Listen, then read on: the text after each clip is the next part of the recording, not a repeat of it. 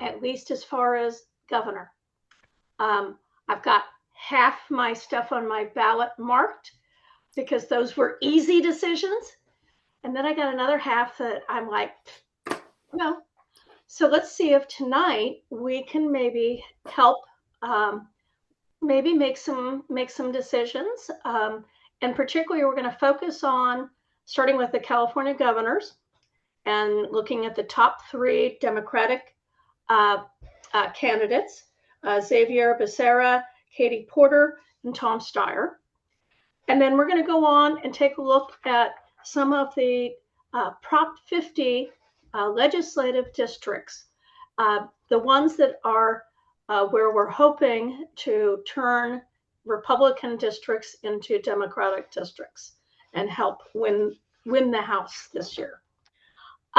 Let's go ahead, though, and start with our governor's candidates. Xavier Becerra. Ashley, do you want to go ahead and lead us off? Oh, can you start with somebody else? Sure. I have to find something. Okay. Nancy, do you want to start with Katie Porter? Sure, I'm ready to go. All right. So, Katie Porter, as it turns out, was born in Fort Dodge, Iowa. Her father was a Southern Iowa farmer and a banker, and her mom started a quilting club. She attended a private school called Phillips Academy in Andover, Massachusetts, and from there went to Yale as a member of the Calhoun College, majoring in American Studies. She, at that time, interned for Chuck Grassley and then attended Harvard Law, where she was the notes editor for the Harvard Women's Law Journal and a member of the Board of Student Advisors. She studied under bankruptcy law professor and future U.S. Senator Elizabeth Warren and graduated magna cum laude with her Juris Doctor in 2001. She was a law clerk for a judge in Little Rock. She practiced law in Portland, Oregon. She was a project director for the National Conference of Bankruptcy Judges Business Bankruptcy Project, and was an associate professor of law at UNLV. She was associate professor of the School of Law at the U of Iowa and became tenured there and then moved to UC Irvine School of Law. 2008, she testified before the House Subcommittee on Financial Institutions and Consumer Credit alongside then Harvard Law professor Elizabeth Warren on a proposed credit card holders' Bill of Rights, which was later signed into law.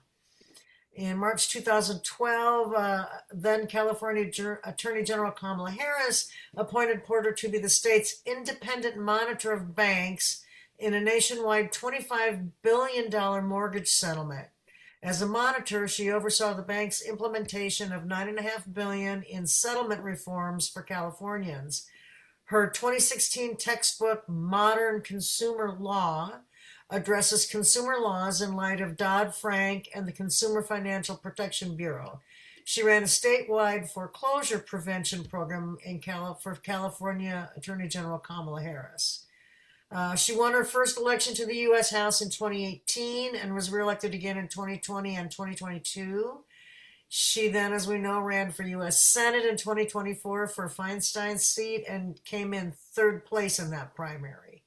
After her loss in the primary, Porter said the election had been rigged by billionaires against her, and that triggered quite a backlash from some Democrats who condemned her language for echoing former President Trump. During Trump's first presidency, Porter gained notice for her pointed questioning of public officials and business leaders during congressional hearings, often using visual aids such as whiteboards. In June 2019, she became one of the first Democrats in a swing district to support an impeachment inquiry following Robert Mueller's special counsel investigation. She voted for both the first and second impeachments of Donald Trump. She served as one of three co-chairs of Elizabeth Warren's 2020 presidential campaign. In January 2021, she was removed from the Financial Services Committee after opting to serve instead on the House Natural Resources and House Oversight Committees. On the Oversight Committee, Porter participated in an investigation into the National Highway Traffic Safety Administration's test standards for children's car seats and boosters' side impact. As of June 2022, she had voted in line with Joe Biden's stated position 98.2% of the time.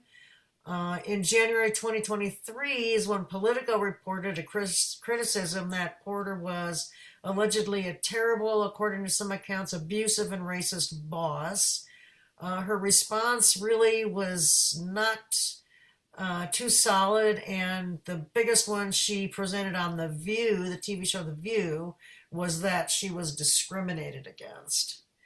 While she was in Congress, she was a member of the Congressional Asian Pacific American Caucus, the Progressive Caucus, the Caucus for the Equal Rights Amendment, the Taiwan Caucus, and the Rare Disease Caucus. She's a mom of 3 teenagers, had a contentious divorce, and claimed verbal and physical abuse at the time. She actually purchased a home in which she's still allowed to live on the UC Irvine campus, although she really isn't on the payroll there anymore. And she is an Episcopalian. Her current endorsements are Senator Elizabeth Warren, current U.S. Representatives Dave Min, Derek Tran, Robert Garcia, former U.S. Representatives Susan Wild, Mondaire Jones, and Assemblywoman Cotty Petra Norris. She has a whole list of endorsements from different organizations across a lot of different unions, and things like Moms Demand Action Gun Sense, the San Francisco Women's Political Committee, just a whole lot of different variation there. Her platform: housing, abortion rights, LGBTQ rights, workers' rights, healthcare, governance of the judiciary, Trump impeachments, campaign finance reform, and some interesting foreign policy. The priorities that she lists in big bold thing is everything we can do to make California affordable. To that end, she lists lower housing costs, time is money in housing, and she has a plan to speed up building by nearly 2 years, putting California on par with its peer states, enforce housing laws to ensure prompt issue of certificates of occupancy, stop delays, innovate construction techniques, make state investments in housing by contributing land and infrastructure investment. Tuition-free college, abolish ICE. She says she'll work with federal partners to abolish ICE. Protect the planet. She she says you cannot claim to want to tackle environmental justice while taking big money oil. That is disqualifying. So to that end, she says she does not take corporate PAC money at all. So protect healthcare from Trump. Stand up for workers. She says every worker deserves a union. We must create and enforce policies that deliver that opportunity.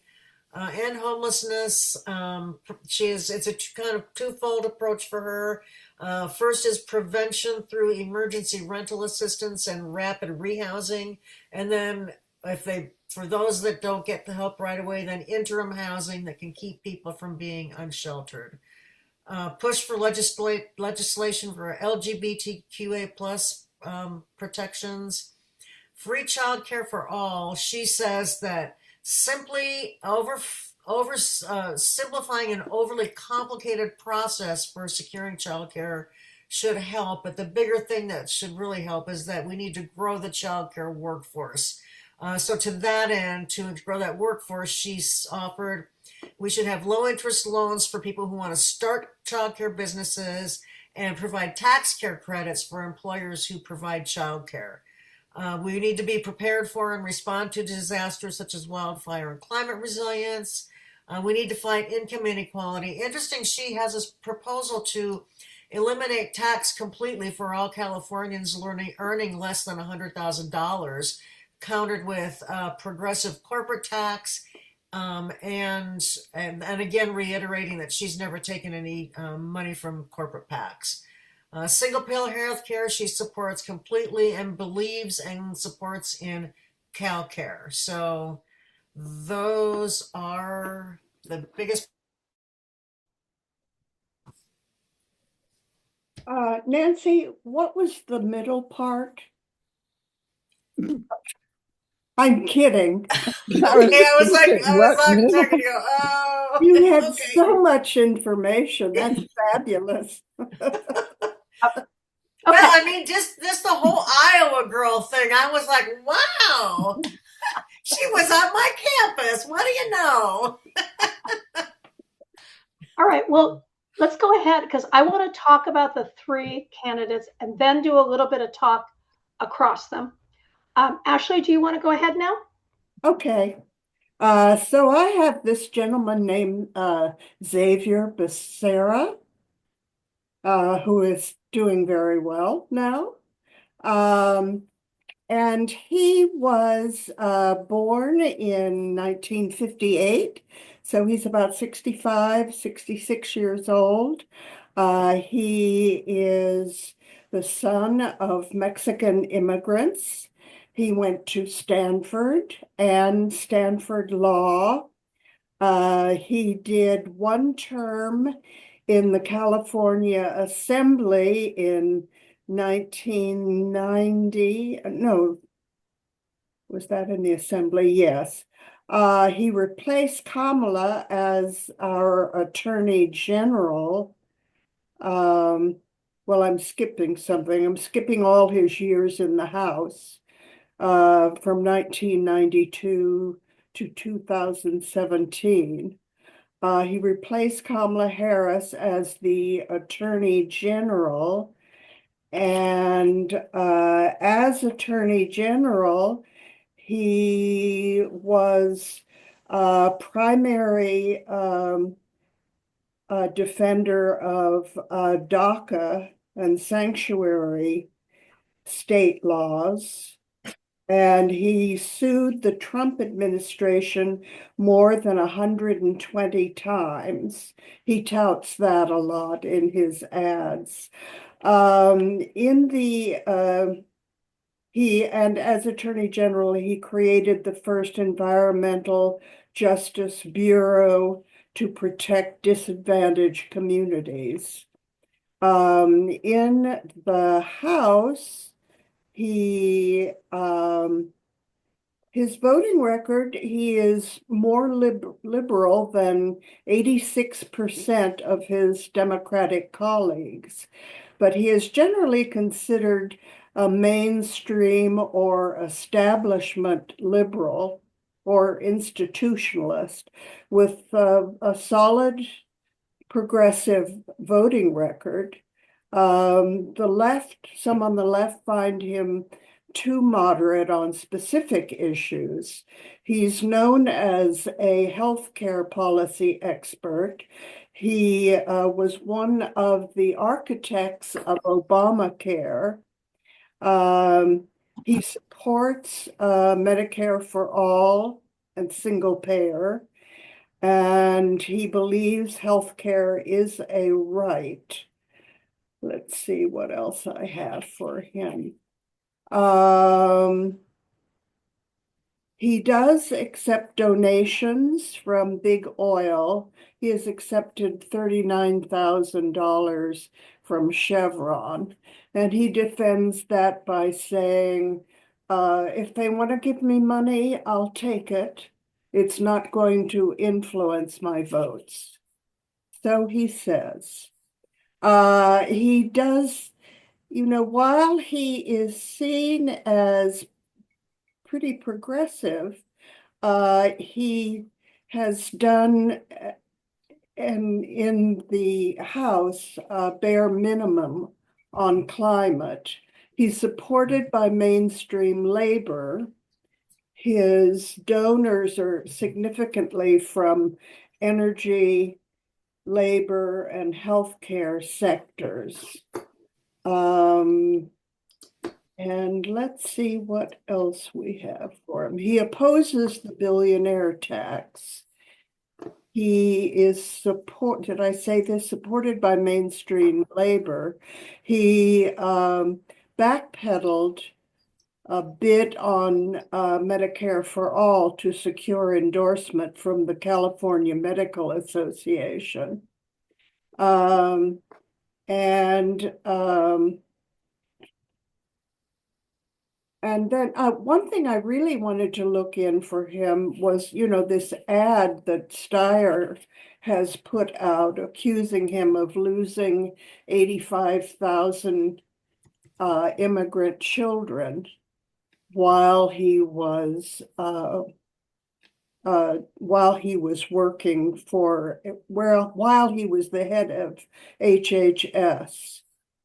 So DHS, Department of not Homeland Security, but House and HHS. HHS, yes. But he was heading that during the during the Biden years. And so I looked into what exactly that meant. That sounded very ominous.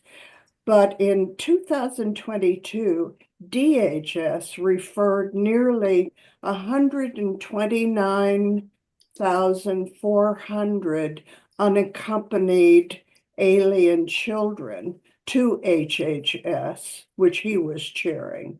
That to show that amount, what that increase was in 2020, 15,000 children had been referred to them.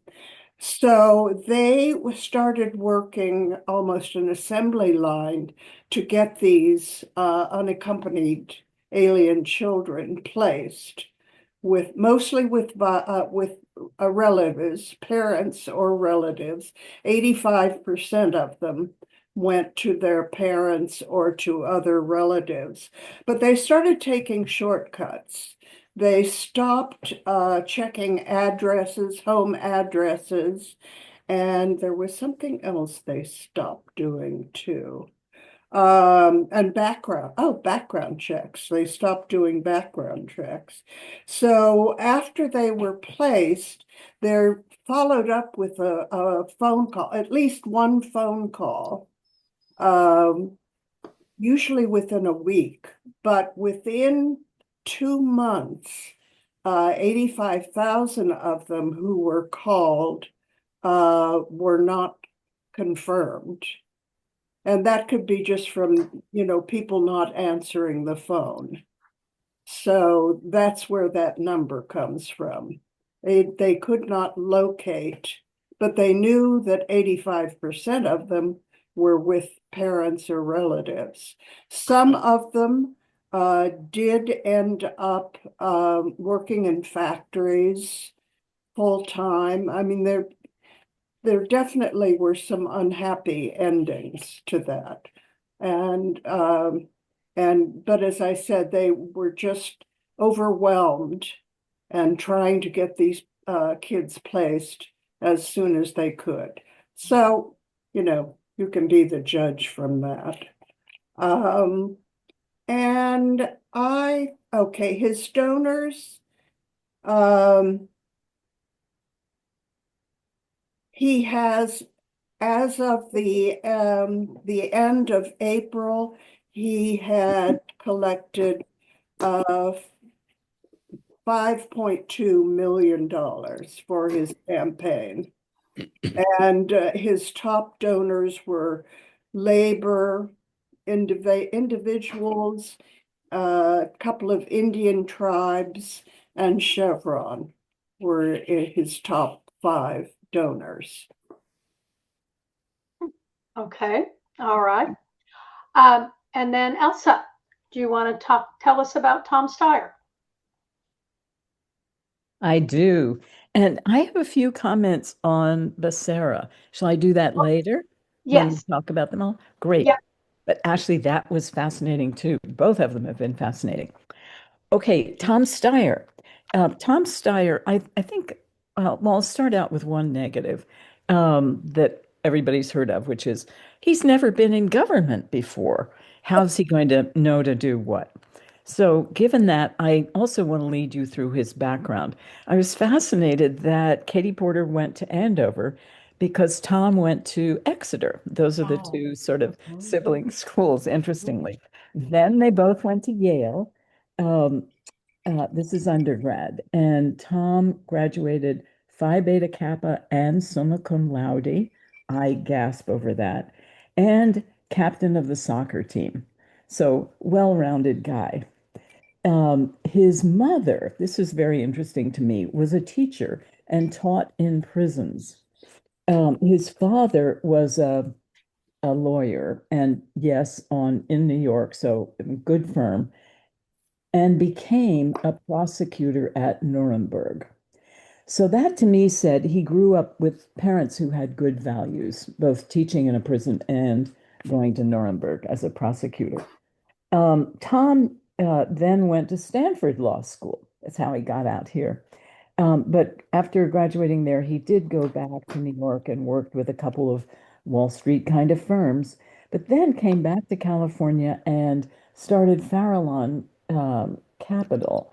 Farallon being named after the islands off San Fran. And he loves the environment and became over time what we best know of as an environmentalist. Um, so in starting Farallon, it did very well. By the way, he's now a billionaire. So he's a white male billionaire. Talk about having a few check marks against you at this point in time. Um, he he let's go to another negative about him, which is he's accused of, and it's factual, having bought stock in detention centers and in, why am I blanking out?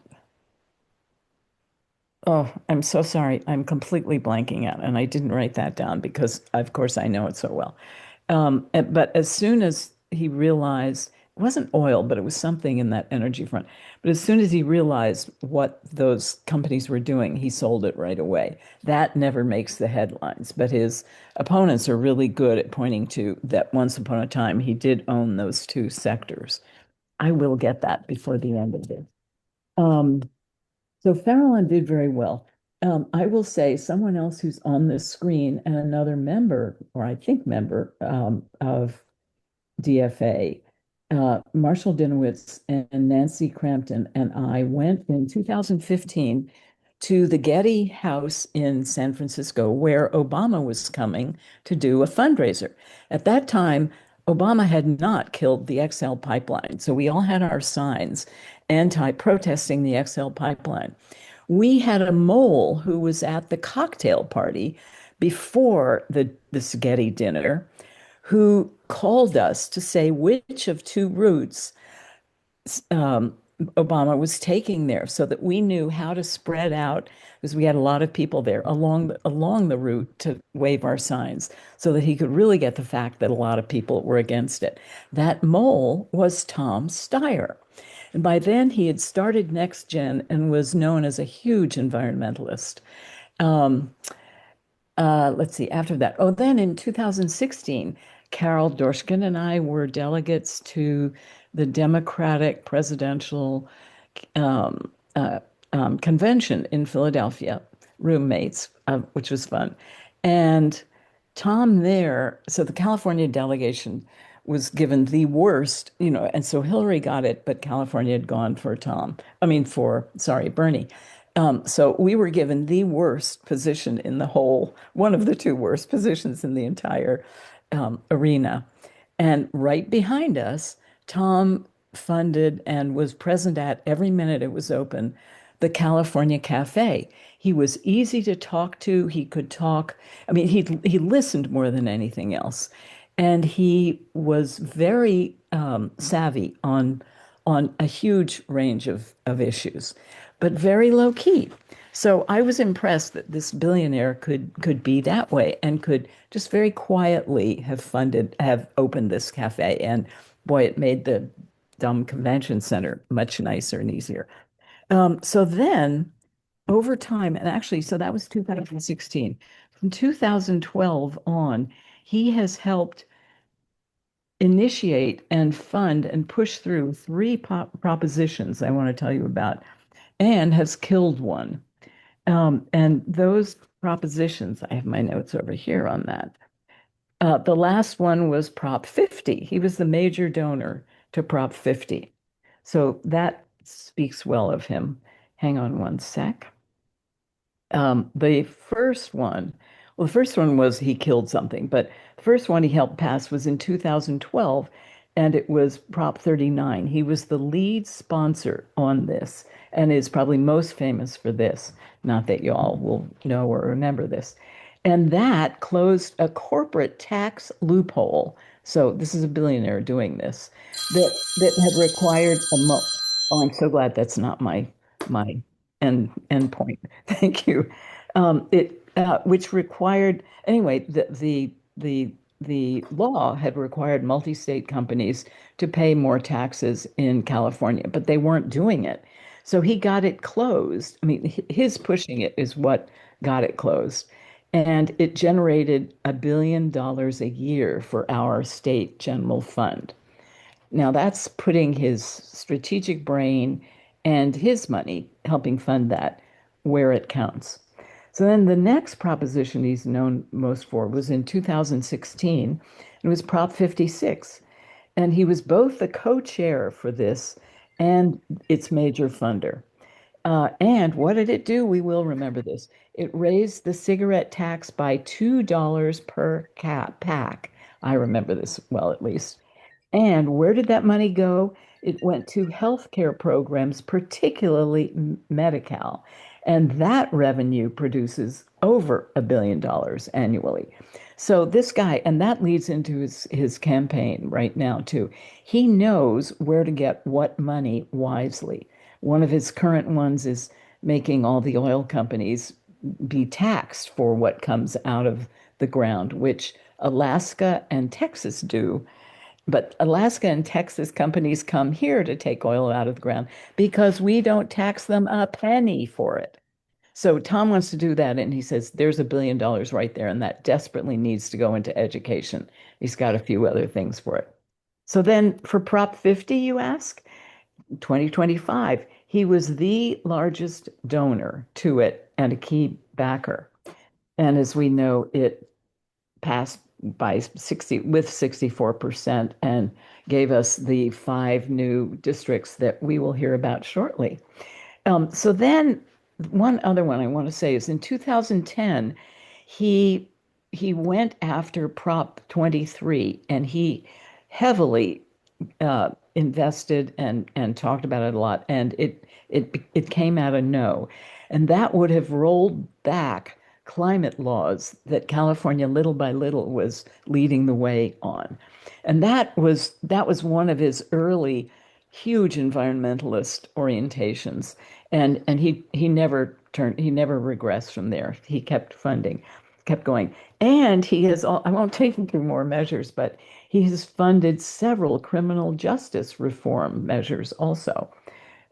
So, given that he has no government experience, he sure has been playing in that field and putting his money where his mouth is and where his values are. So, I like that a lot about him. Um, let's go back to. Um, Oh, let's go to the polls also, because as we know, there are 60 people technically running. Now, Betty Yee, thank you for stepping down. She did endorse him, though, too. I call her the adult in the field. Like she knew to step down and she did graciously. I just wish all the others weren't there. He is for the billionaire tax. He says, I know it's only one time, but we need that money now. But we also need to, and he has a good number of other things that, unfortunately, unlike Nancy Raby, I'm not going to take you through, but I highly, highly recommend your reading his website. It's mind-blowing, I do think. Tom, to me, is very creative, going across arenas, across silos that are usually kept as silos, and putting together areas to solve the problems in them that I've never heard anybody talk about, and I sure have never figured out. And if you think about housing, where he says we need so much more housing, He also, though, wants to prevent. This is also it's housing, but it's also homelessness. He wants to help people who are about to lose their homes, who can't afford to stay in them, and give them the wherewithal to be able to stay in that home. He also wants to be able to give people who, and remember, he's saving billions all over the place, give people who are saving for being able to move into a home, and yet they can't come out with the come up with, sorry, the major down payment. And he wants to give a hugely reduced rate on that major down payment and get more people into homes they can own that way. That's just an example of things like that. Another point on housing is that all through Europe and in our own commercial arenas, those buildings, well, housing in Europe and buildings here cost way less per square foot to build than our homes do. So he wants to help buy, and they're already allowed on the market, a lot of the prefab parts for houses that will tremendously reduce the cost of housing.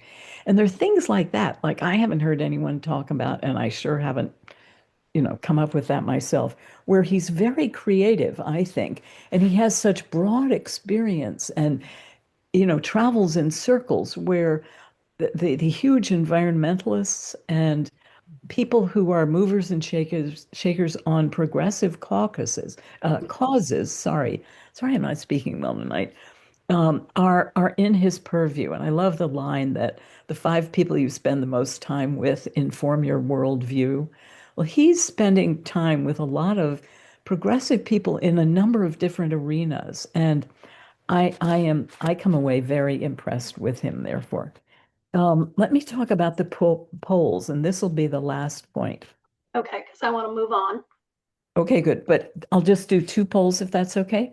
Sure. So he started low, obviously, because he's not known. He hasn't been in government before.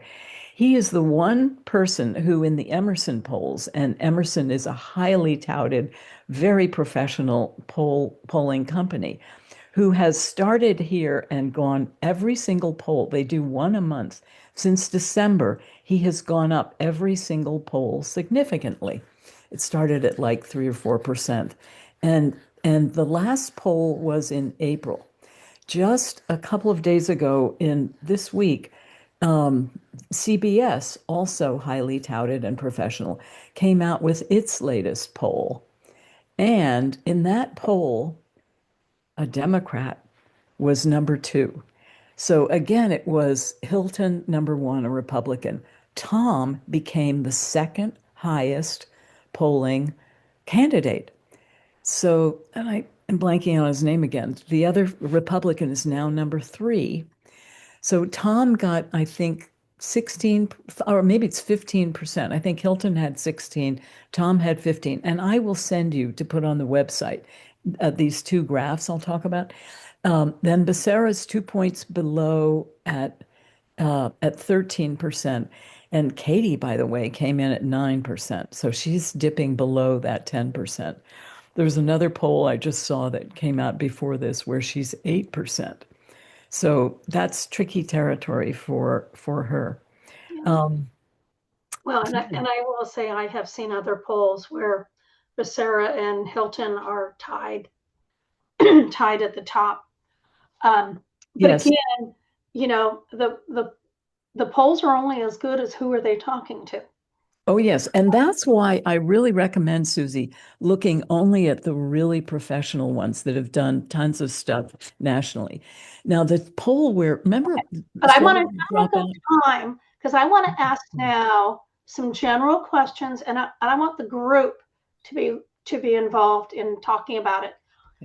Looking at these 3 Democratic candidates and just kind of going, which one do you see best able to lead the state of California?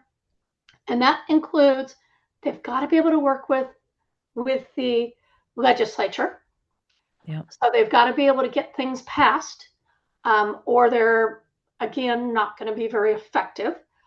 But who do you see? And I kind of want to go one by one.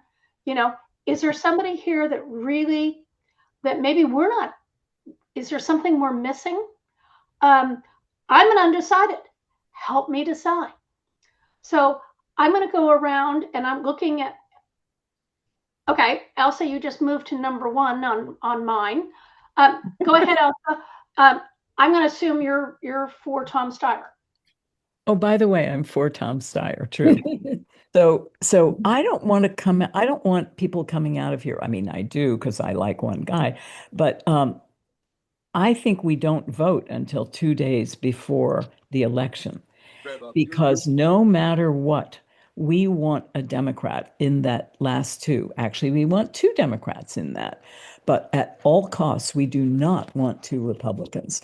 So I highly recommend, please, everybody on the screen, not voting until the bitter end, so that if there's a big delta between the top two Dems, go for the top Dem. And Or at if this point, somebody drops out, somebody might drop out, oh yeah, right? but then there still will be one Dem at the top of, so we've got to get a Dem in. And unless if there are two Dems that have out polled Okay. the Republicans, great. I want to go poll everybody because I want to know is there somebody that really strikes you and give your push for it. Okay, I see Diana, and then we'll go to Ben. Diana, I don't hear you. There you go. No, You I'm can't not. hear me? Oh, there we go. Oh, I don't know why. I too am a Tom Steyer fan, and I was one of those signature gatherers way back when we were doing the cigarette tax, and I knew that he was the one who funded it, and that he was supporting us with that, and I believe that he's the one person that has tremendous integrity. And because he has so much money, I don't need to worry about his bending a knee to corporate interests in order to get things done. I'm currently very angry with our current governor because of two very serious damages to the environment that he has made because of his bending a knee to corporate interests. And so I do think that there's I think it's really important to wait until the end and to vote not by mail, but to put it in the into the voting box at the at the end. However, we have had in recent years examples where the polls were not accurate. They did not accurately represent who won. And so I have concerns about that. And and Elsa too was lucky enough to go to the Tom Steyer meeting at Angelica's here in Redwood City last week. And one of the staff members made the comment that be careful with the polls because some of the polls will, they're push polls and they will ask certain questions of the person they're asking questions of. And they say, oh, well, so based on what I've told you, would you then support Becerra? So that's not really the best poll in my view. And so we need to be critical about which polls we're putting our trust in. So Thank you. Ben, you're up.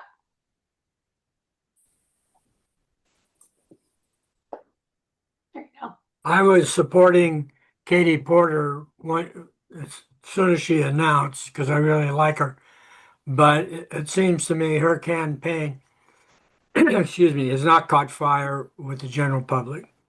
And I don't think California is a very expensive state to run a campaign in, and I just don't think she's going to have the resources. Initially, I was against Steyer because I think what it takes to be a successful businessman are completely different skills from what it takes to be a successful politician. But I have heard a lot of good things about Steyer since then. Elsa mentioned a lot of them. And so now I'm in favor of Tom Steyer. Thank you. All right, Ashley. Okay. Well, I'm always for the lefty, for the most progressive. So I'm of course leaning toward Tom. Um, looking at them, there seems to be quite a difference. Becerra is like the consummate professional. He's been in, several levels of government and knows his way around, and surely would be the best one to work with the legislators and, all those other good things. Uh, some things strike me. Number one, the money, because Tom Steyer has put $130 million of his own money into his campaign, and Becerra now has a total of 5.2 million. There's quite a disparity there. Um, so I don't think Katie has much of a chance. For me, the best thing she has going for her is that she's Elizabeth Warren's protege, Exactly. which speaks volumes for her and a lot of things I don't see at this point. Um, but so I'm leaning. One thing I worry about waiting till the very last minute and voting for the person the Democrat who has the highest rating is that we then pretty much guarantee that we will not have two Democrats running in November. And I don't know that it seems to me they're close enough that that might not be a good idea. To do that, we're giving up on the second Democrat. So, let's play that by ear. I have my ballot now. I'm not going to vote right away, but I don't know if I'm going to wait till the last minute. And I don't know that I, at that point, will recommend that we all vote for one of the Democrats. Maybe we should vote for two of them. Let's vote twice. Yeah, thank you. I'm following her. Okay, so that's all I have to say. Marshall, you're up. Yeah, I have been a Katie Porter supporter from the first time she ran for the House, um, when she couldn't possibly win because she was in Orange County. And of course, we worked to get her elected. And I was always impressed by her. And but I am very conflicted now because I was not that impressed by her showings on the debates, I have to say. And I've always liked Tom Steyer a lot, and always thought he was a real climate person, which is my number one issue. Without that, we don't have anything. And I think he's very trustworthy. He's put his money where his mouth is all the time. He has the Tomcat Ranch, for example, he and his wife have, which is an environmentally focused area. That's what he does. I mean, that's his life. Now, the question to me is, can he run the state? And I think he has the ability to run the state as well as any of the others. He's extremely smart.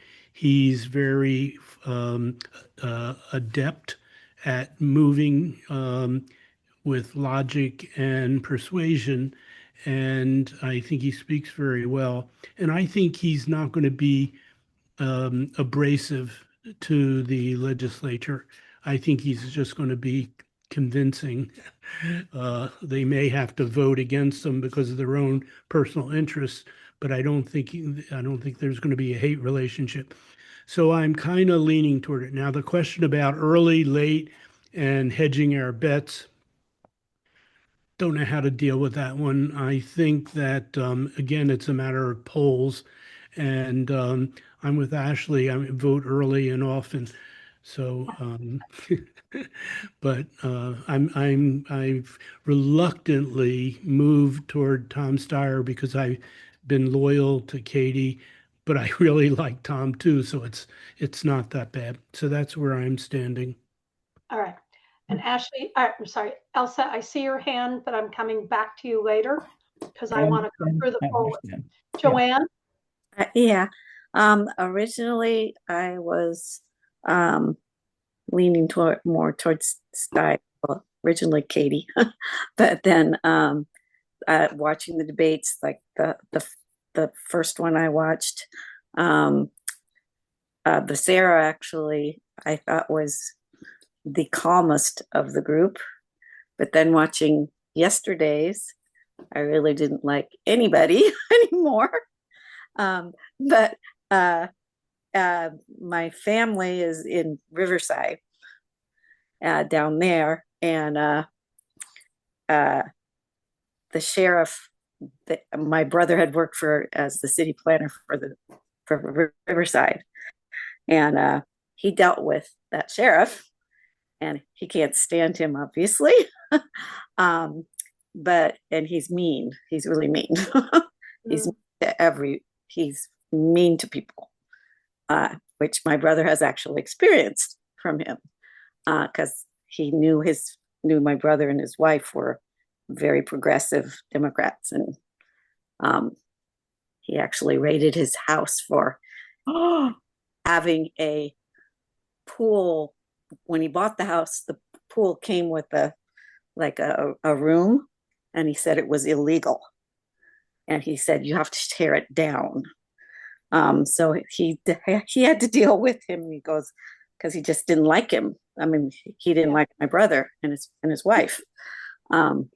So he's had to deal with that. But then, like on the second debate, I liked Becerra because he seemed to be the calmest. But as of last night's, and I'm have to watch tonight's to see if anybody got any better on that. So now I'm kind of more leaning towards Steyer again. So I don't know. I'm still undecided. Thank you. There's Okay, one more debate. It's on right now. Nancy, what do you think? Sure. So like so many others, I am also a Katie Porter fan, and really still don't think that we're up to the task of, as much as I would love to see it, electing a woman at the head of the state level. And so personally, I think my decision would not be poll based necessarily, because I just don't trust the polls, period. I just don't think they're a useful tool for anything, really. The debates, again, that's not a useful tool either, because the way they're structured, they're just so poorly administered during the whole thing that it doesn't really give us a good chance at digging into what these candidates want to do policy-wise. So for me, it's checking in with everybody around me just to see if can we coalesce on a candidate to make sure that we get Democrats at the top. And for me, it's checking in with this. There's this group, all my other friends around the community, just to try to see if we can coalesce. And that's, for me, the most important reason for me to just wait and make sure, between the two I like, which one should I go with? All right. Yeah. Thanks, because that's where I'm at too. Yeah. Okay. Greg, are you there? Yes. What do you think on the governor's race? Steyer. You're on a Steyer? Okay. That is a good, solid. All right. Judy and Charlie, are you there? You want to pipe in?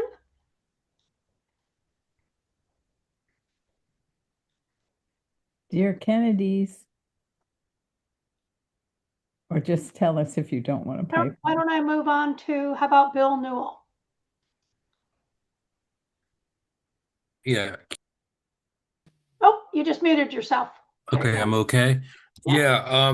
Yeah, I have to be honest. I haven't immersed myself in this whole governor's race in a really in-depth way uh to compare everybody. I mean, I've liked Katie Porter for a long time, and early in the race, I was sort of gravitated towards her, partly because I didn't know enough about the other candidates.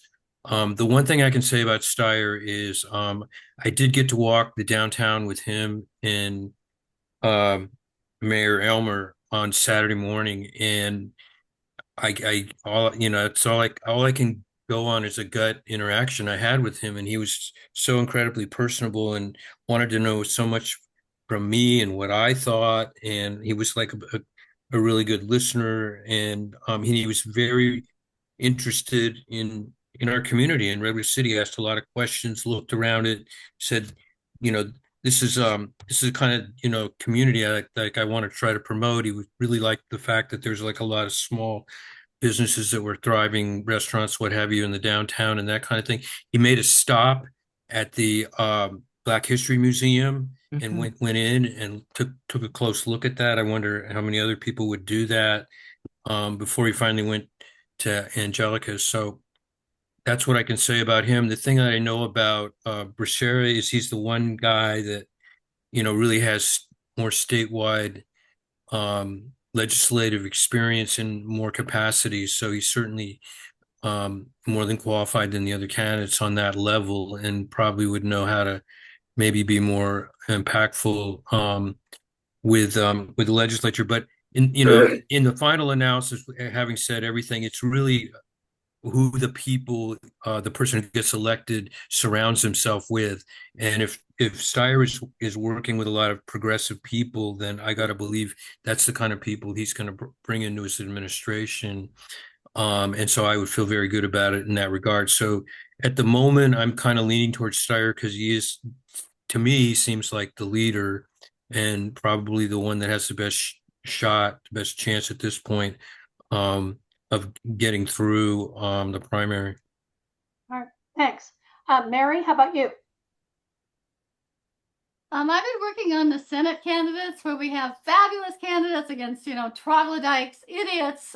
There's just so for me, this is like, there's 3 of them and all of them would be okay as far as I'm concerned. I don't know. I have been a little annoyed by so many ads from Steyer, even on the Spanish radio. It starts out nuestro candidato, like he's their candidate. I thought it was going to be for Becerra, and instead it's for Steyer. It's like, okay, it's just so many ads. It's so much money, and that's a little off-putting to me, frankly. But that's not. I mean, I've met him. He was great with the Sierra Club. He did events for us and stuff like that. And I think definitely either Steyer or Becerra would be great. Okay. Thank you. And Larry, how about you? Are you there?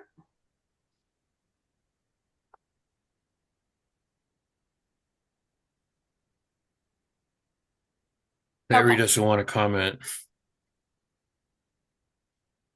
Okay. Well, Elsa, I do see your hand up, and then we'll kind of wrap up our governor discussion. And can we pretty soon go to the California voters? Yes. So Elsa, did you have one last comment on the governor? Yeah, I do. So healthcare, I haven't mentioned that yet. Porter only just came on supporting Medicare for all / CalCare. Becerra, when he was here as AG, was for the single payer, then went to be head of HHS and backed off it. We couldn't believe that. And now that he's back here, he has not been supporting it. Until a little bit ago where he said, yes, he'd support it. But then in a fundraiser, he said, no, he was not for it. And if you look at the CMA supporting him, the CMA is so conservative and gives lots of contributions to buy elected officials. That's why he has to quietly say that too. I don't buy into that from him. Whereas Steyer leads with, we've got to get it. And if we don't get it through the legislature, we'll go to the ballot. but and he gets things through on the ballot. He pushes it. About polls, Susie, your comment there. After Swalwell dropped out, we all read about a poll where Becerra went up like 6 or 8 points, a big percentage point increase. That was done by a little Sacramento pollster that you've never heard of, that I couldn't find much about at all when I Googled them and AI'd them and everything. You have to go with the people who know what they're doing on that. So I just ask you to look at who's doing the polls. Well, Um, and Nancy's comment about the polls is something I agree with, because, you know, the poll is only as good as who's asking the question, what question, and who are they talking to, and how are they talking? yeah. Because if they're making phone calls, I don't pick up that call. So, and how many people are like me that aren't going to? So, anyway, I'm going to wrap this up for the governor. Susie, I just want to say one thing about Ashley's point of no, she's going to vote early. Ashley, the thing is, nobody counts those votes or announces what those votes are until 8/10 election night. So I don't think our voting early for our candidate to get that person to the top or whatever makes a difference, because it's not out there. But to me, oh wait, the reason to vote later, other than you make sure something does or doesn't come out about anybody, about a certain person. Oh, I know, but I'm working for Steyer right now, even though I promise by the end, I will sign my ballot 2 days before election, 1 day before election day. But I want to work like the Dickens for Steyer right now, because I think he is fabulous. I think he is as good as Bernie easily. And in different ways too. So I think we would be so All right. And I'm going unfaintedly to make lucky. one last comment, and I'm closing the governor. And that's, let's make sure that whoever the Democrats lead at the top, they've got to be electable across the state. And that's my worry with Tom Steyer, that he doesn't have, that he's maybe too progressive. So, Although we're a Democratic state. yeah. Okay. Ashley, is that quick? Because I want to move on to the Prop 50s. I want to make one correction. Elsa said I said to vote early. I did not say that. The point I was making was to wait for the last minute, and then all of us vote for the leader, was just going to eliminate any chance that we would have two Democrats facing off in November. Why? Why does that eliminate that? Well, I'm going to go ahead and. Because if we all vote for the top, Oh, okay. then We in the bubble. We're then giving up on that second spot. Okay. So let's watch the polls, even though they're not perfect. I'm going to switch over now. So Prop 50 passed recently, and at least 5 districts changed enough that we're hoping they're going to go from Republican to Democrat. And so we wanted to take a look at some of the top 5. And Greg, I think I'll go ahead and let you lead. You've got District 22? Yes. Okay. Would you like, I have a before and after map. Would you like me to put that up? You want to put what? It's a before and after. Here's the old district. Here's the new district. You can do that, sure. I would like that. Okay. Diana, can you give me a share?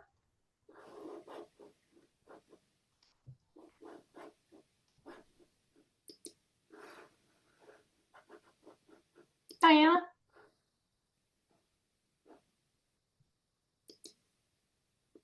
Diana, are you there? She's muted. Ah, there we go. Okay.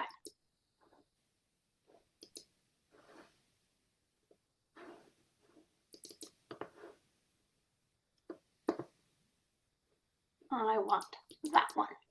Okay. And I'm going to come down. I just made some changes with Zoom, so hold on, I'm going to put this up full screen. And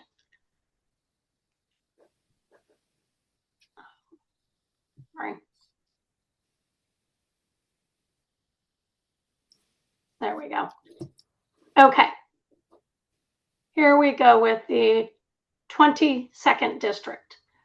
So what I've got on the top is here is the current 22nd congressional district, and here is the Prop 50 reconfigured. The bottom one is the new one? Is the new one. Okay, got it. So you can see quite a bit of change happened in this one.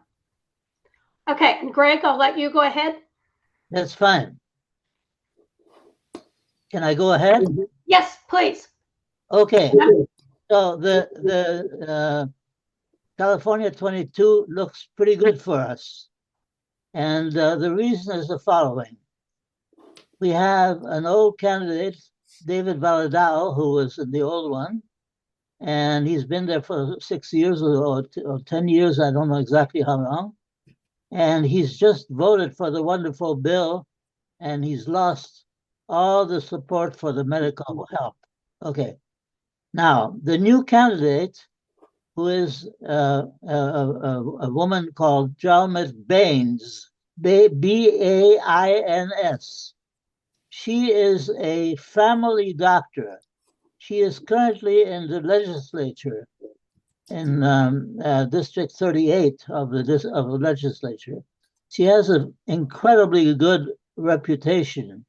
She is she descends from Indian Sikhs from the Punjab areas. Her parents were immigrants to this country, first immigrants, and they had her in California. She was born here. She did very well in high school, and then she became a fabulous doctor. And the reputation she has in her district is that she is not first a politician, but first a doctor. And she's open to take on patients everywhere who want her help. She's very generous with her time. She is a very positive person. Her polls look pretty good right now, maybe 45% for her, Valadao about 40% or something like that. But you can't trust the polls, as we all know. But I would say that if I lived in that district, I would definitely vote for her, number one, because she has this wonderful reputation as a family doctor, and she's totally devoted to her patients, much more so than to politics. That's all I have to say. Okay. All right. Who wants to go next in the Prop 50s? Do we get to ask questions to Greg? Oh, yes. Why don't you go ahead? Okay, just real quickly, Greg, is Valadao, he's a Democrat also? They're running against each other? No. Valadao has been a Republican for years. Okay, so I wasn't quite sure what you meant by that. No. He's been a Republican for years, and he's run on the reputation that he was Hispanic, but actually he's of Portuguese descent. But you think he's pretty vulnerable in his district to get He is beat? vulnerable now because he's voted against all the medical help that you can propose. Because he voted for the wonderful bill. So he's not a Democrat. Okay. Does Baines have any competition in her primary? I didn't find any. Okay. She does actually. And her competition is known as being more progressive. So there's a movement in the Bay Area that I've heard of, and I haven't gone into both. I've given her money a number of times, very little, but a number of times. And I love that she was a physician. She's not for CalCare or Medicare for All, which kind of took me aback when I heard of that, whereas this other guy is. But I have to do a deep dive into both of those to see if he would have a chance. because boy, am I with you. If she's way ahead of him, she's got my vote, no question.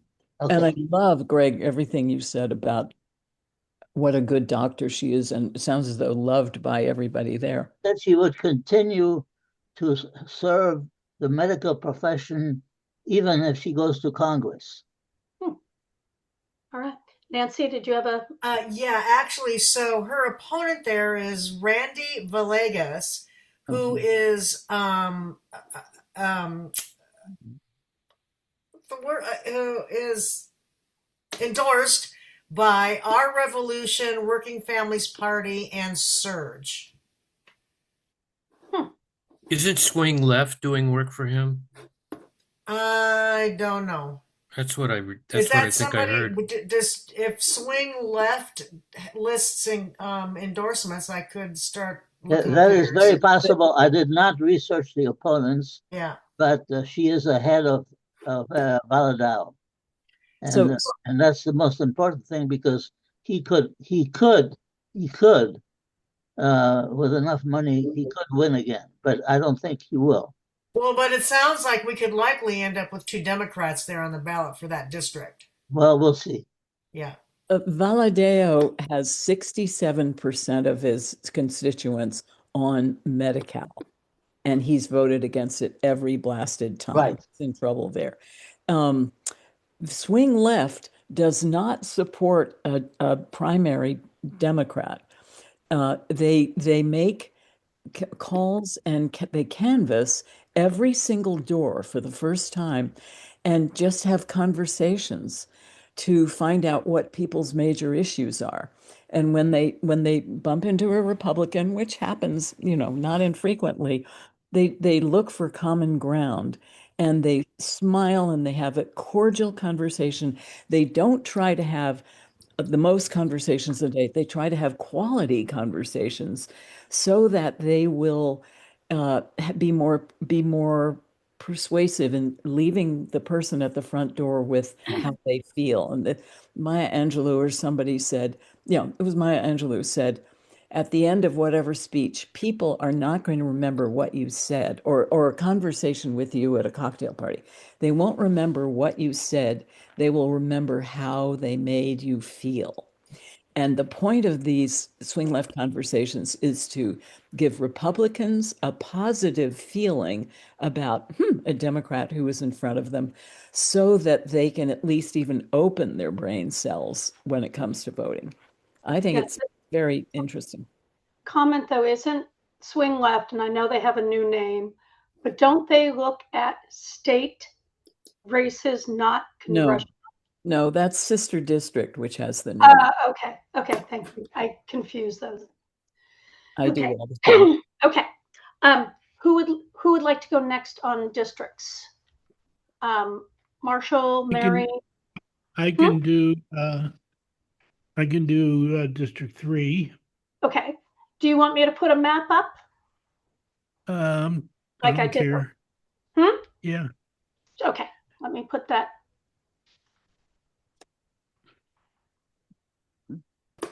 Put it up, and that's this guy.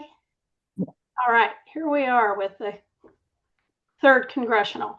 So the top guy, this is the existing District 3, and here is the new District 3.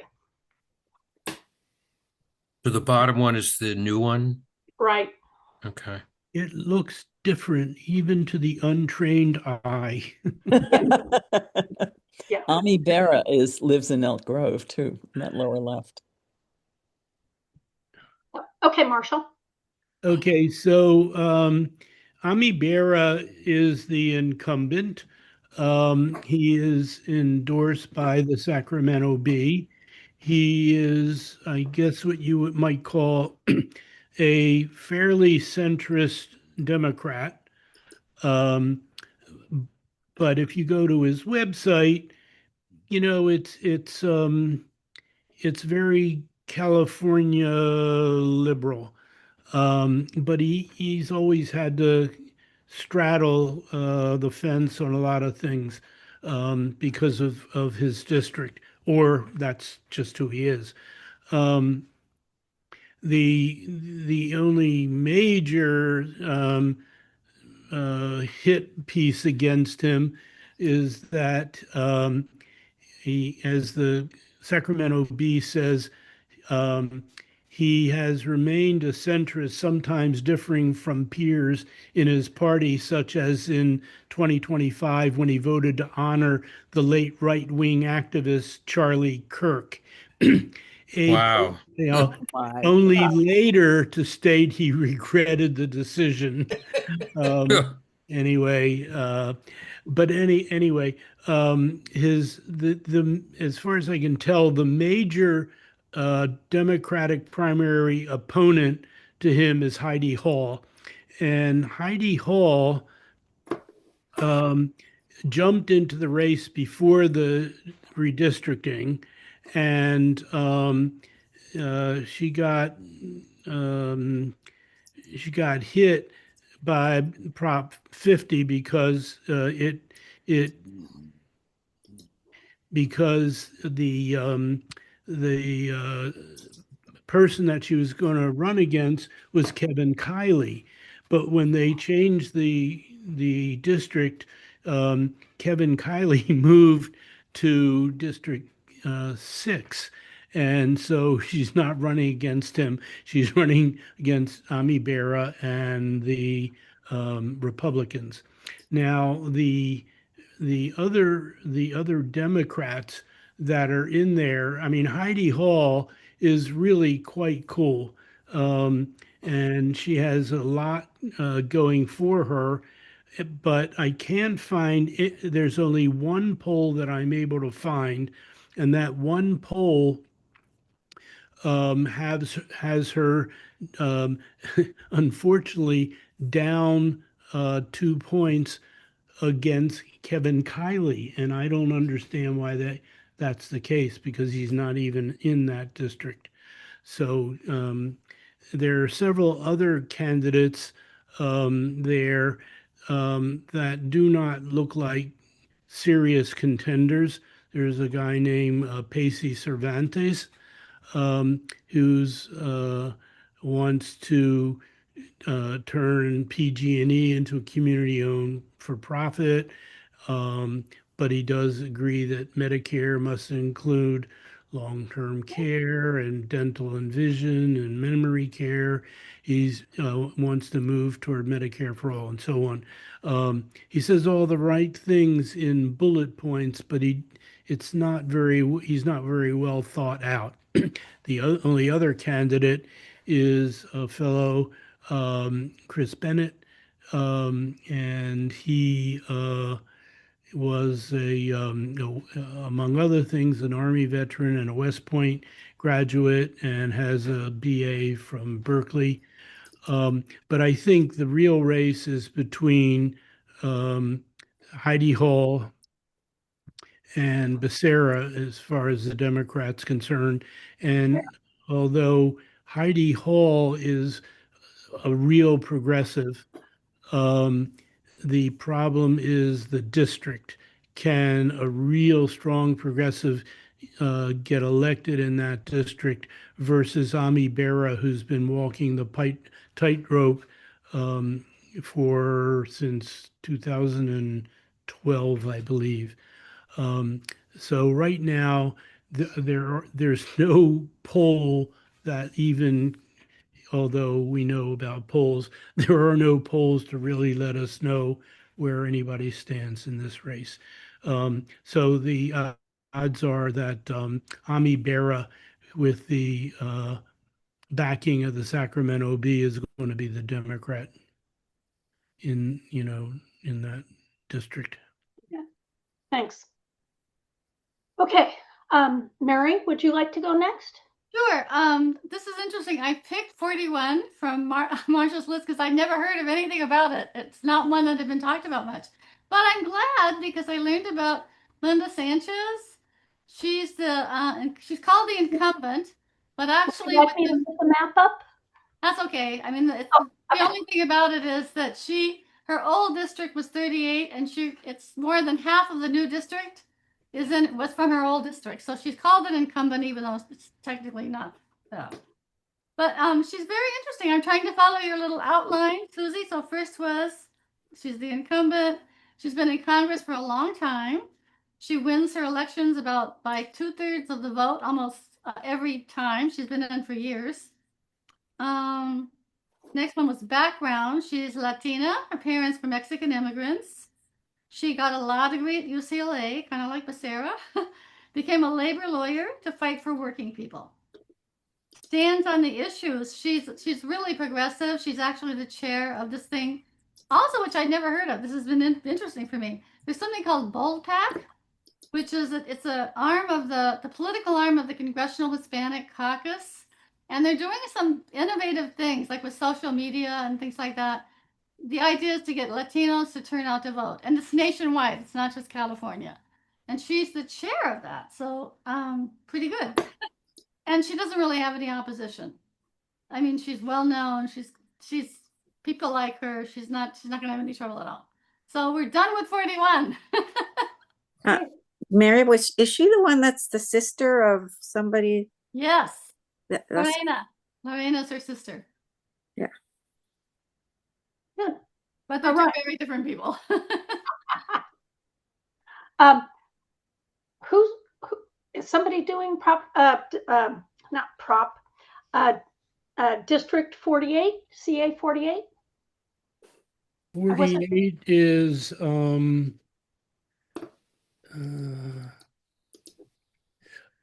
oh, I thought Shirley was doing it. Yeah, I was wondering about that. Okay. Well, I'm going to go on then, and I'm going to do, I said I would do CA1, and when I got in here, I found that this district changed so much that I actually ended up looking at both CA1 and CA2. So the top map here, this is the old district, and this was Rep. Doug LaMalfa. Very, very red district. Now, the first congressional district has changed in Prop 50. So now it takes the lower part of the old district, but now it goes all the way out and includes Santa Rosa. So District 1, what's gone on here, because so there's no incumbent because LaMalfa died in January, February. So there's actually a special election on June 2nd to fill the remainder of his term.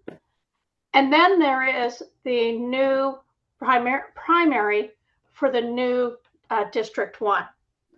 The leading candidate for the new district is Mike McGuire, and he is currently a state senator. He was born in Healdsburg, got his BA in political science from Sonoma State. So he's very, very local to this area here, which is where his state district is currently. Let's see. And then he was, at 19, was elected to the Healdsburg School Board. So he's been in politics for quite a good number of years.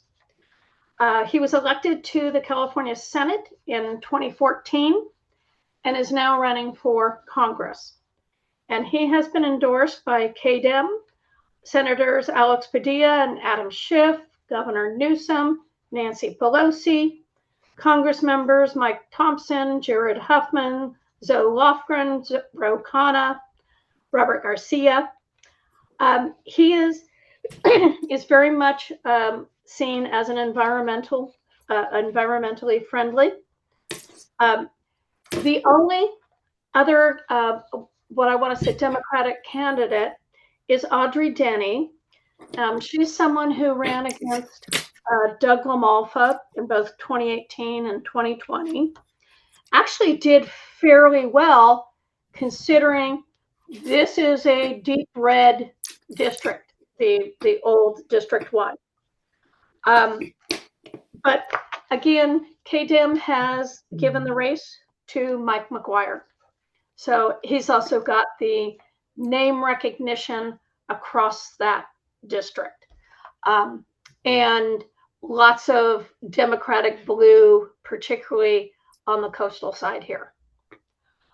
The other race that I looked at was CA2, and that's because of how these two got broken up. So our current CA2 is all along the coast from Oregon down to the Bay.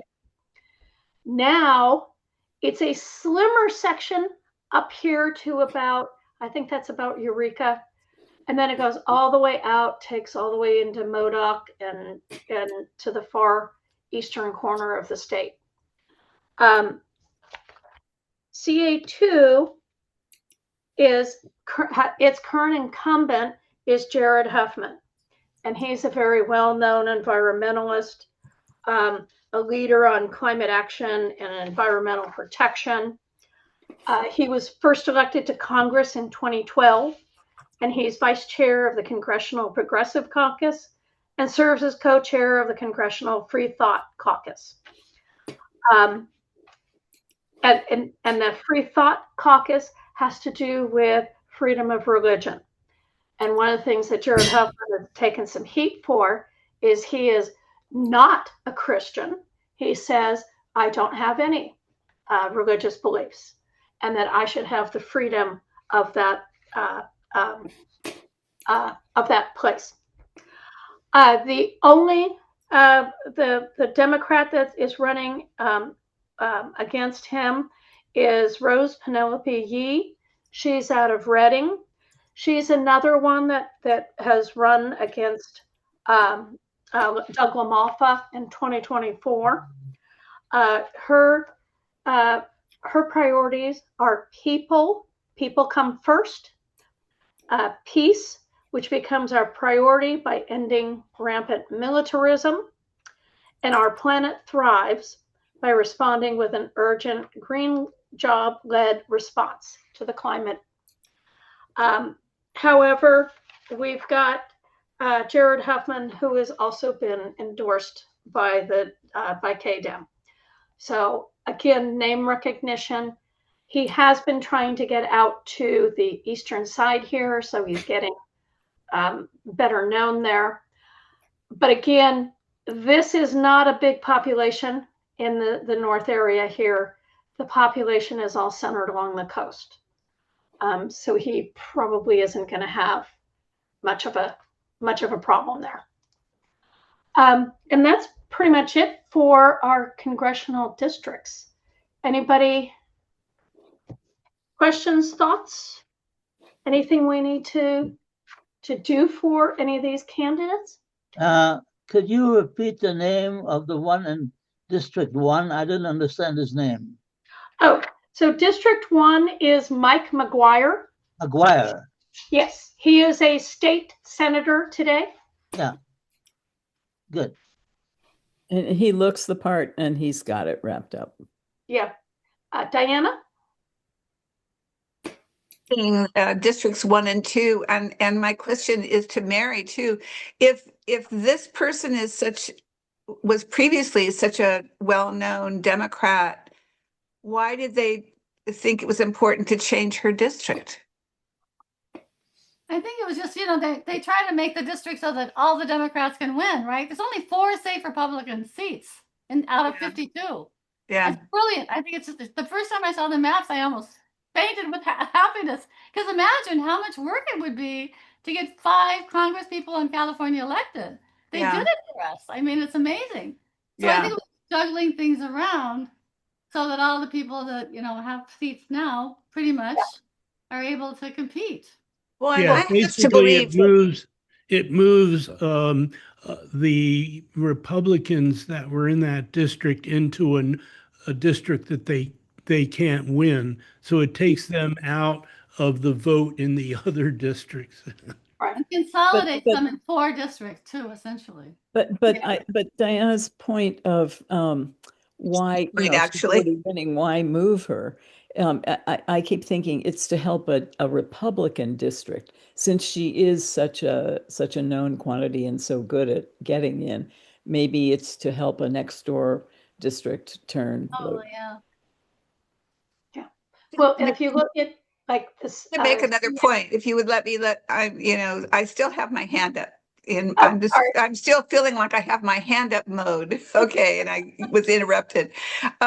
So I have to believe that the redistricting efforts that the Republicans are making are really going to, I mean, I understand this is kind of Pollyannish, but on MS Now, they were making the point that not a single state race has been gained by a Republican. Not a single one.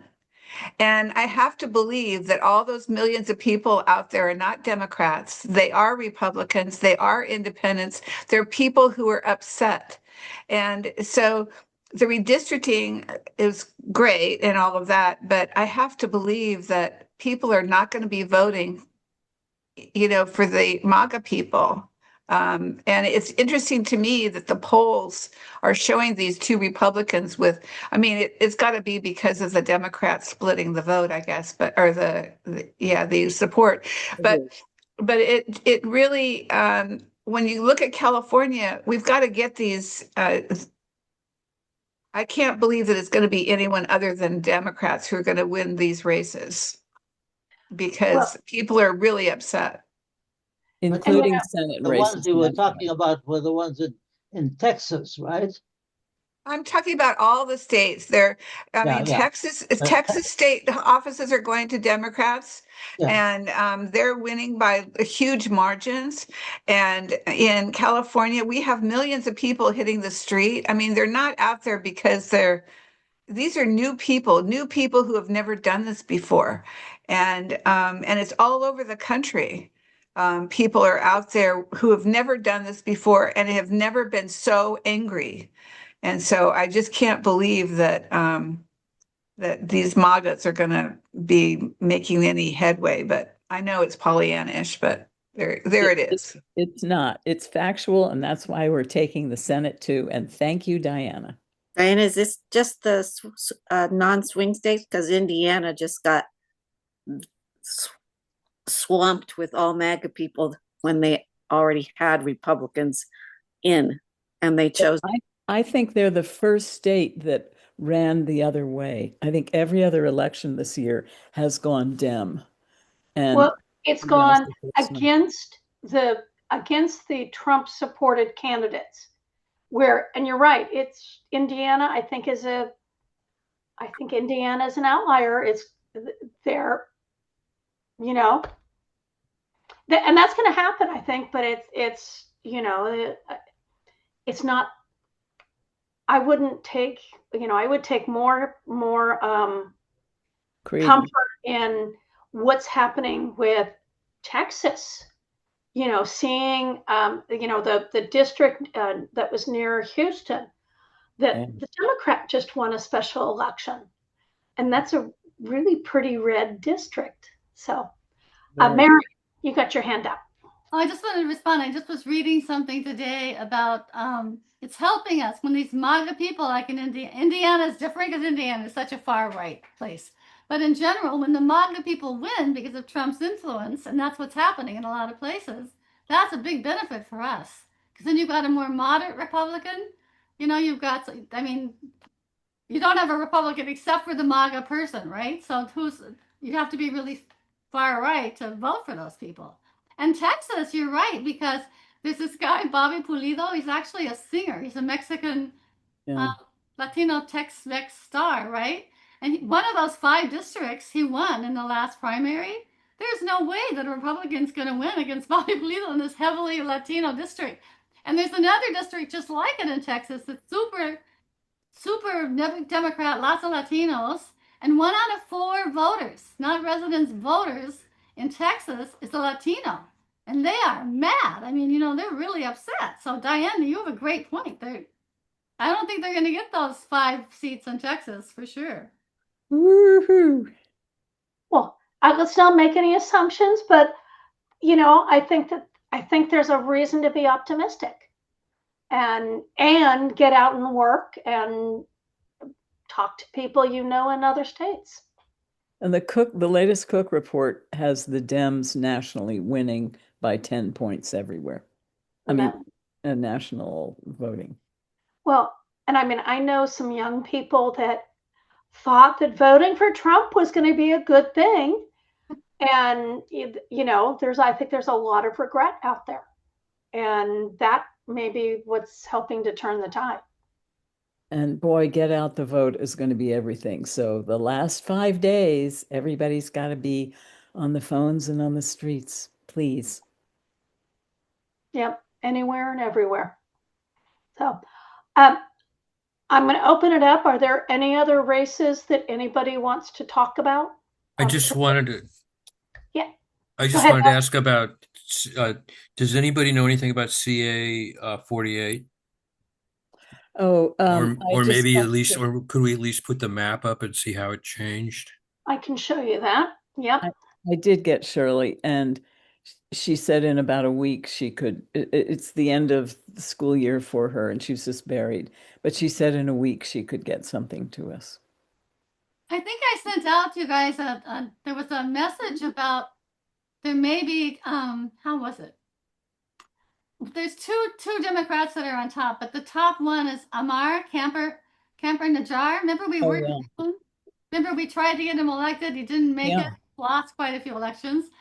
But he's half Palestinian and half Hispanic, and quite an interesting guy. And I think he's leading now in 48. Good. The new 48. He's a good guy. What's the big towns in that district? We can look at the map. Well, actually, I'm going to go. There aren't a whole lot. Northeast of San Diego, Bill. Okay.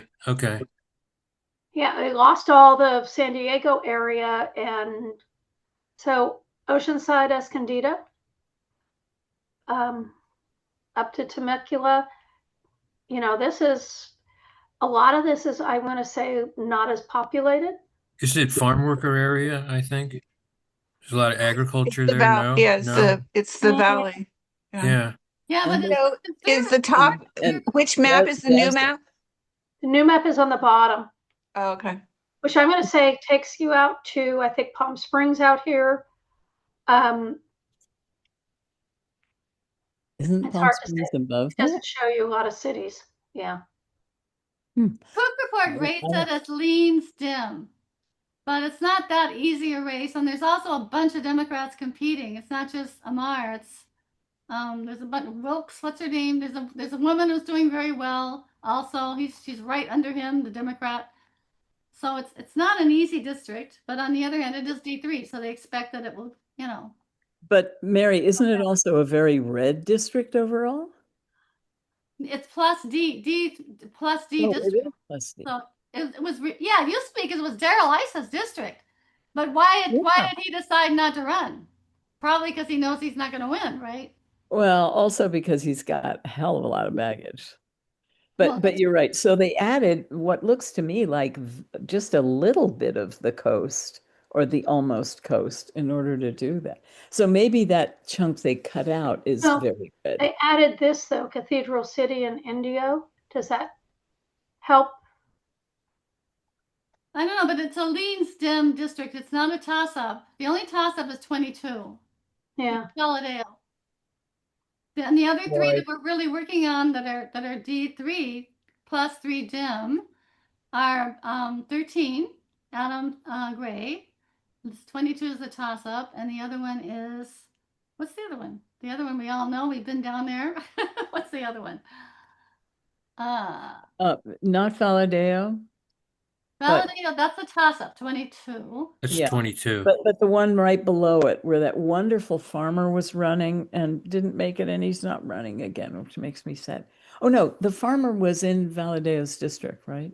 Was that Bakersfield? Yeah. I'm sorry, I'm blanking out on it.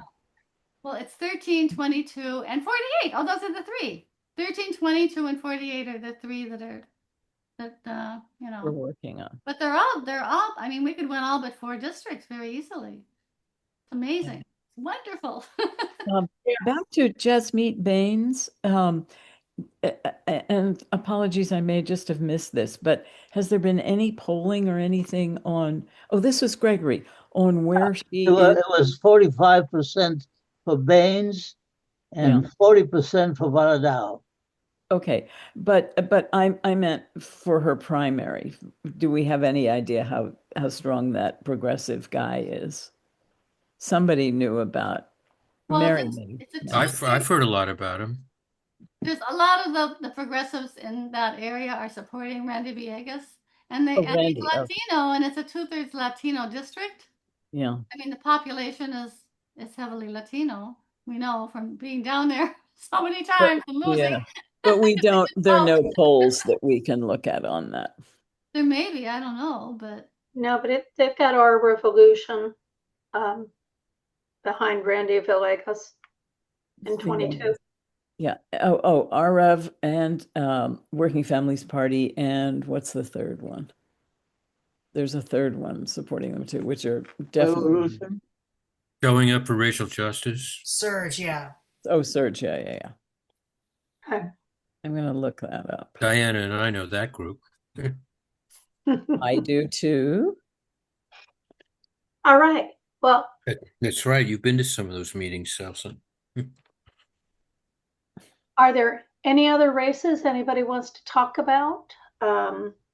Any announcements How many people attended this meeting? Which meeting? tonight? Today? Yeah. 13, We had 14, 14 or 15. 14, it looks like. Okay. That's pretty good. I'd like to talk about the insurance commissioner race. Okay. That has 11 people running. Jane Kim is one of them, and she is turning out to be amazing, I think. She used to be a San Francisco, not commissioner, what do they call them? Supervisor. Supervisor, thank you, Diane. And then she was the head of the Working Families Party in California and then became nationally head of it. And she is right now running for insurance. And apparently she's in the lead and has raised the most money, which I found interesting.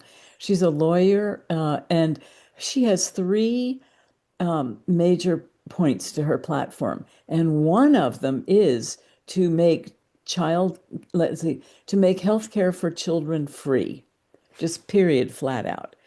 And I mean, the big issue is, of course, insurance companies leaving the state, insurance companies not fulfilling their contracted commitments when huge fires come out, and what do you do to help prevent big fires and all that. And her top points are, one, you have to harden homes. You have to put the work in first. Two, you have to not keep building in areas that are particularly prone to fires. And then three, you have got to hold feet to the fire of the insurance companies. And she's got the list of how profitable they all are and all that good stuff. I think she's a very interesting candidate to learn about. She's got Sorry, interrupt. I was surprised she didn't get the Chronicle. Where'd the Chronicle go? I think I'm looking at it here and I'm going, I think they said Ben Allen. Oh, but okay. But I'm not going to swear by that. He would have been my number two. Yeah. Diana, did I see your? Yeah. Are you there? I actually was supporting her because of, working families, blah, blah, blah. But I asked Sally when we were at the convention and without hesitation, she said, Ben Allen, no question about it. Did she say why? Well, he really takes this seriously. He has history with it. He knows it. He knows all the ins and outs. And this is not something that she's ever done before. So she really doesn't know what she's going to be able to do or not do. And he apparently has developed personal relationships with people who suffered from this is just one example, with the fire down there in Los Angeles, and fought the insurance companies that were trying to lowball them and prevent them from getting the things that they needed. So she just felt like he's the natural to take that position, and she trusted him to do a good job. So I just wanted to put that in there. Yeah. Do you remember if he was the guy who was he's in the LA area to begin with, so that's logical for him. But is he the fellow during Bernie years when the first time in 16 who was a big Bernie sort of center in the LA area? Not necessarily. Okay. Okay, I'll just say Jane also was Bernie's head of the California campaign. Yeah. And I did mistake it. The Chronicle is endorsing Patrick Wolf. I Oh, think they mentioned something about there's something in Jane Kim's background that is a red flag, and I don't recall any details. Susie, if you still have that, if you could let us know, I'd love to know that. Yeah, I Okay. can find it. Yeah. Thanks. Marshall? No, you said I wanted to ask about a different race. Okay. Yeah, no, I think, are we okay on the insurance? Yep. Okay. We know who to check out. Mary, did you want to talk about it? Well, I just wanted to ask about Sally. It's great to hear that thing about Sally recommends, because she would know a lot more about it than I would. And Ben Allen has been fabulous for the Clean Money campaign. He's been out there every time for us. He's been wonderful. So I was kind of leaning toward him, even though there's no other reason. But I